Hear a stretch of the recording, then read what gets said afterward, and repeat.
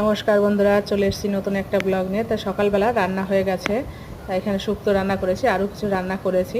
তা যাই হোক, শুক্তোটাই আপনাদেরকে দেখালাম। আর খুব জোরে বৃষ্টি হচ্ছে বাইরে।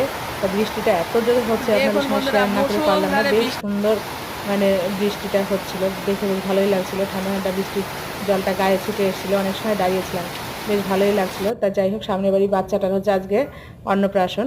এখানে যে লাইটিং করেছে, বাড়িটা বেশ সুন্দর সাজিয়েছে। সন্ধ্যা হয়ে গেছে, আমাদের বাড়িতে এসেছে জয়েশ ড্রয়িং করতে। আর জয়েশটা তো এখন আমাদের বাড়িতে থাকে না, অন্য বাড়ি চলে গেছে। ওদের এখানে থাকতে একটু ঘরের অসুবিধা হচ্ছিল।